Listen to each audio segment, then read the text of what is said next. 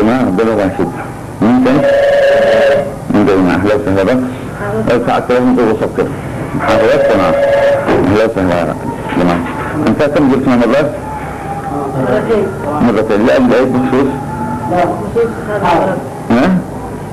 هو المدينة في شرعي النتيجة هذا الوعد أبيض. بس يعني؟ أيوه. يعني ليش عندك أنت مرض برد؟ أيوه. لو ما جينا المرة الثانية يعني تحسن أكثر من المرة الأولى. يعني أنت كانت مصاب بالبرد وتعالج في المستشفيات والعيادات وما استفدتش.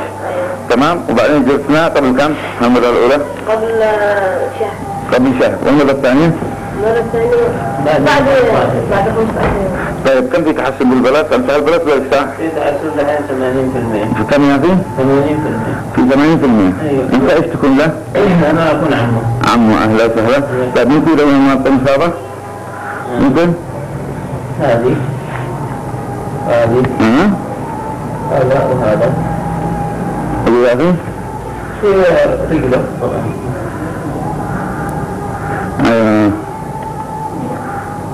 انا شايف خلاص البلد انتهى. الحمد لله ماذا طيب. ها؟ طيب.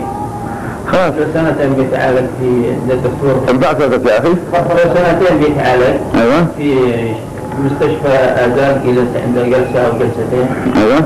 وبعدها رجع مثلا عيادة شارع حي الدكتور محمد بن الطايف تناسلية. ايوه. مرض جلدية تناسلية. ايوه. لا يمكن عنده حوالي سنتين. ايوه. ما بيشفى إليه. فالأخير والد اتصال من السعودية. ايوه. دام العنوان على المحل هذا. المحل؟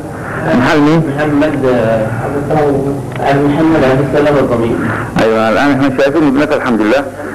كيف كان البلد يا ابن ذكر هنا المناطق اللي كانت مصابة اول؟ هذا المنطقة هذه كانت كذا. ايوه. وهذه زيها. ايوه. هذه. الان خلاص يعني ها؟ الحمد لله في تحسن. الحمد لله. طيب نقول الفضل لله سبحانه وتعالى ثم الاعشاب اليمن الخضراء. شكرا يا اخي.